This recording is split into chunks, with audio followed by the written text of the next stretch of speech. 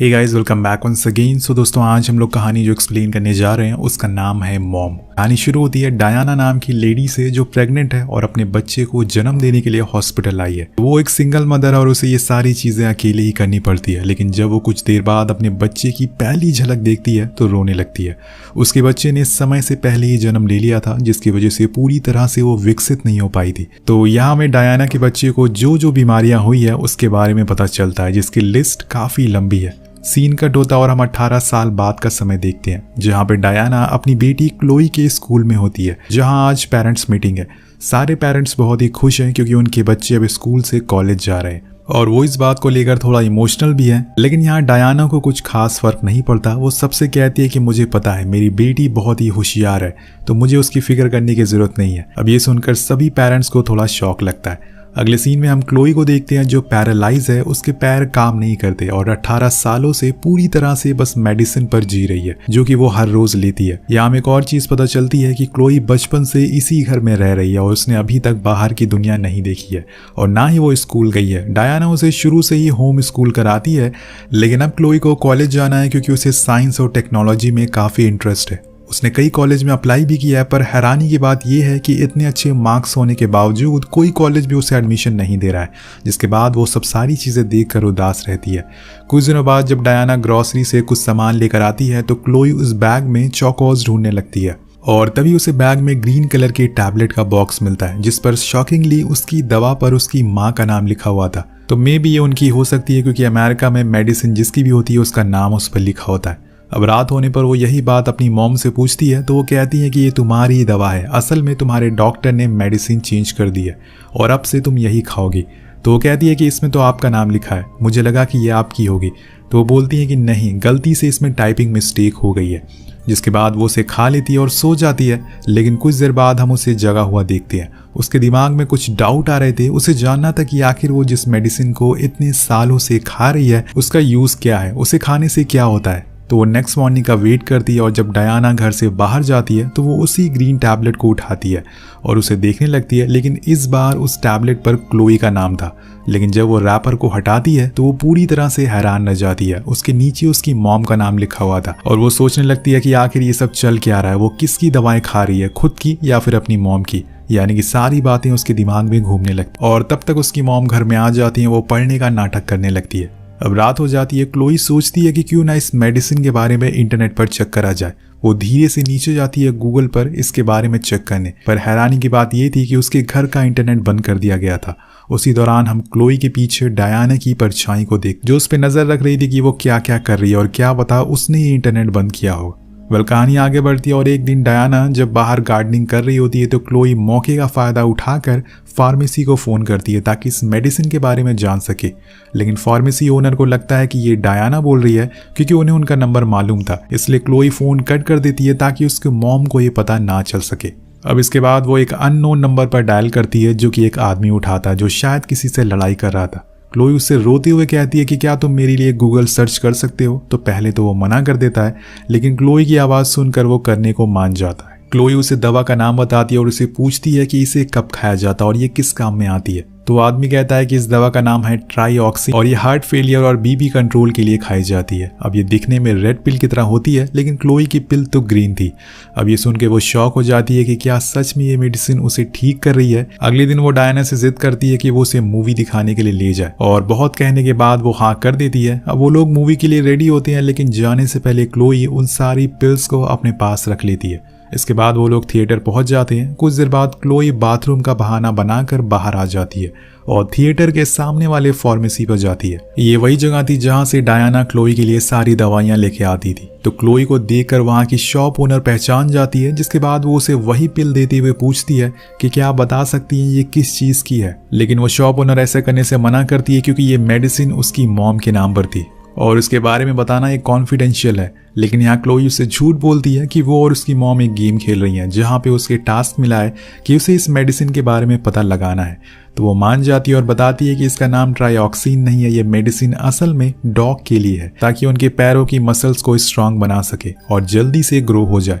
ये सुन के वो पूरी तरह से शॉक हो जाती है क्योंकि उनके घर में तो कोई डॉग है ही नहीं। पर आखिर में उसकी मॉम इतने सालों से ये मेडिसिन क्यों दे रही है, और ये जानकर वो सदमे में चली जाती है। यहाँ क्लोई अब तेज तेज सांस लेने लगती, उसे घबराहट हो रही थी। उधर डायना भी उस फार्मेसी तक पहुंच गई थी, लेकिन उससे पहले ही वो लेडी से पूछ लेती है कि अगर इसे कोई इंसान कंज्यूम करे तो क्या होगा। तो वो कहती है कि उसके लेग्स सुन पड़ जाएंगे और वो चल नहीं पाएगी। और ये सुनकर क्लोई बेहोश होने लगती है और उसे पैनिक अटैक आने लगता है। लेकिन तभी वहां पर डायना आ जाती है और उसे एक इंजेक्शन देकर सुला देती है। पर आखिर वो उसे क्या छुपा रही है, वो इतने सालों से उसके डॉग की मेडिसिन क्यों खिला रही है। अब घर आने पर वो क्लोई का रूम लॉक कर देती है और इसके बाद वो फ्रेश होने जाती है, जहाँ पे हम उसके बैग पर कुछ अजीब से निशान देखते हैं, जैसे कि उसे किसी ने मारा हो। थोड़ी देर बाद उसी फार्मेसी ओनर को वो कॉल लगाती है और उसे माफी मांगती है, जिसके बाद हम देखते हैं कि वो अपनी फैमिली डॉक्टर को एक मेल भी लिखती है कि क्लोई की तबीयत अब बिगड़ती जा रही है। लेकिन उसे सेंड करने से पहले वो उसे ड्राफ्ट में डाल देती है, जिसके बाद वो कुछ हाउस होल्ड नाइट्रोऑक्सीन कुछ ऐसी चीजें सर्च करती है और फिर अगले दिन कुछ सामान लेने के लिए निकल जाती है। वहीं क्लोई जब सोकर उठती है तो उसे पता चलता है कि उसका रूम तो लॉक है, लेकिन वो एक होशियार लड़की की तरह एक गर्म रॉड लेकर अपनी रूम की खिड़की से बाहर आती है और बड़ी ही मुश्किल से उसने खुद को संभाला था और फिर उस रॉड से उस रूम की विंडो को तोड़कर वो अंदर आ जाती है और रेंगते हुए अपने रूम के पास जाती है। लेकिन वहां हम देखते हैं कि डायना ने रूम को बाहर से ऐसे लॉक कर रखा था जैसे अंदर कोई चोर हो। अब क्लोई जैसे ही रूम में जाती है, सबसे पहले तो वो इनहेलर लेती है और बाहर आकर व्हील चेयर की मदद से नीचे जाने लगती है। लेकिन हैरानी की बात यह थी कि डायना ने जाने से पहले वो भी बंद कर दिया था ताकि वो नीचे सीढ़ियों से ना जा सके।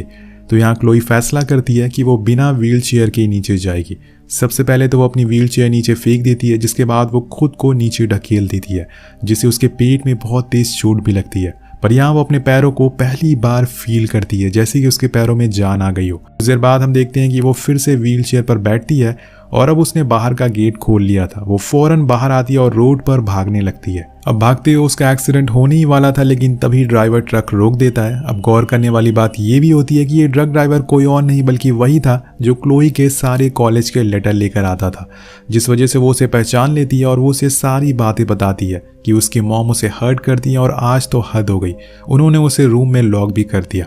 ये सब सुन के टॉम फौरन उस पुलिस के पास ले जाने के लिए रेडी हो जाता है, लेकिन उन दोनों की किस्मत खराब होती है कि तभी वहां पर डायना आ जाती है और कार से उतरते ही वो रोना शुरू कर देती है, ये कहते हुए कि मेरी बेटी को क्या हुआ है। टॉम कहता है कि उसे कुछ नहीं हुआ, लेकिन क्लोई कह रही है कि तुम उसे रोज मारती हो। लेकिन डायना कहती है कि नहीं, उसके डॉक्टर ने मेडिसिन चेंज कर दी है, तभी वो कुछ दिनों से ज्यादा एग्रेसिव हो गई है। तुम टेंशन मत लो, मैं उसे घर ले जाती हूँ। लेकिन टॉम नहीं मानता और कहता है कि हमें उसे डॉक्टर के पास ले जाना चाहिए, उसे चोट भी लगी है।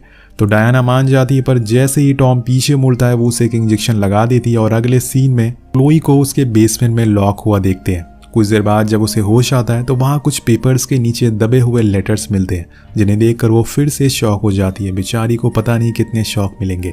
ये लेटर दरअसल उसके कॉलेज से आए थे, वो क्लोई के एडमिशन के लिए रेडी थे उसके कॉलेज वाले। लेकिन आज तक डायना उसे झूठ बोलती रही कि उसे कोई लेटर नहीं आया, कोई कॉलेज उसे लेना नहीं चाहता। लेकिन दोस्तों, कहानी यहाँ पे खत्म नहीं होती, असली कहानी यहाँ से शुरू होती है। क्लोई की नजर एक फाइल पर जाती है जिसे शायद किसी ने छुपा कर रखा हुआ था। उसे बाहर निकालती है और यहाँ खुलते हैं कहानी के असली पत्ते, जो कि उसे और हमें दोनों को हैरान कर देते हैं। क्लोई को वहाँ पे एक डेथ सर्टिफिकेट मिलता है जो कि उसी के नाम का था। उसे एक न्यूज़पेपर आर्टिकल भी मिलता है जिसमें पता चलता है कि एक पेरेंट्स का बच्चा खो गया और वो सभी से मदद मांग रहे हैं उसे ढूंढने के लिए। अब यहाँ से कहानी जाती है पास में 18 साल पहले, जब डायना ने अपने बच्चे को जन्म दिया था। लेकिन यहाँ बच्चे को जन्म देते ही वो ज्यादा देर तक सरवाइव नहीं कर पाया और उसी हॉस्पिटल में क्लोई को एक बच्ची की फोटो मिलती है जिसके लेग पर एक नोट चिपका था जिस पर लिखा हुआ था क्लोई। जब उस नोट को रिमूव करती है तो उस बच्ची के पैर बिल्कुल सही सलामत थे। उस दिन हॉस्पिटल में जब डायना का बच्चा सरवाइव नहीं कर पाया तो उसने बड़ी ही चालाकी से एक दूसरे बच्चे को चुरा लिया और इसका नाम उसने क्लोई रखा। ये उसी बच्चे की पिक थी, यानी कि क्लोई के पैर बचपन से खराब नहीं थे, वो बिल्कुल हेल्थी थी। लेकिन डायना ने जानबूझकर उसे गलत मेडिसिन दी ताकि वो चल ना सके और उससे कभी दूर ना जाए। अब यहाँ क्लोई को सब कुछ समझ आ चुका था, ये जो उसके साथ इतने सालों से हो रहा था वो उसकी मॉम नहीं है, उसके असली पेरेंट्स तो कोई और है। इधर दूसरी तरफ हम देखते हैं कि डायना ने टॉम को मार दिया है और उसकी बॉडी को जंगल में गाड़ दी है। और सारी चीजें करने के बाद वो नीचे बेसमेंट में आती है, पर तब तक क्लोई को उसकी सारी सच्चाई पता चल चुकी थी। लेकिन उसके आते ही क्लोई उससे पूछती है कि क्या मैं बचपन से बीमार थी या आपने मुझे बीमार बना दिया। तो वो कहती है कि ऐसा कुछ नहीं है, मैंने तुम्हारा हमेशा अच्छे से ख्याल रखा है। तो क्लोई उससे उन कॉलेज के लेटर्स के बारे में पूछती है। तो डायना उससे झूठ बोलती है कि ये सब फेक है, मैं ही तुम्हारी असली मॉम हूँ और मैंने उन सभी से तुम्हें बचाया है। इसके बाद हम देखते हैं कि वो उसी बेसमेंट में बनाए हुए एक लिक्विड को इंजेक्शन में फिल कर रही थी। ये लिक्विड असल में न्यूरोटॉक्सिन से बना हुआ था, जिसे लेते ही क्लोई अपनी सारी मेमोरीज भूल जाएगी। लेकिन इससे पहले कि वो उसे ये इंजेक्ट करे, क्लोई खुद को स्टोर रूम में लॉक कर लेती है और एक फर्टिलाइजर पी लेती है, जिससे उसकी तबीयत खराब होना शुरू हो जाती है। अब डायना के पास कोई भी ऑप्शन नहीं था, तो उसे मजबूरन क्लोई को हॉस्पिटल लेके जाना पड़ता है। सीन कट होकर पहुंचता है हॉस्पिटल में, जहाँ पे डॉक्टर क्लोई के अंदर से सारे केमिकल को बाहर निकाल देते हैं। उन्हें लग रहा था कि ये क्लोई ने खुद की जान लेने के लिए किया है।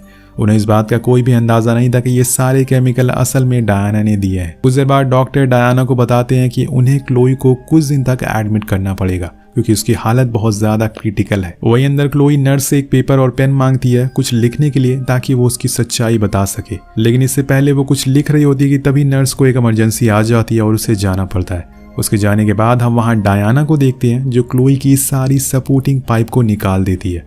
और यहाँ डायना एक बार फिर वही करती है जो उसने 18 साल पहले करा था।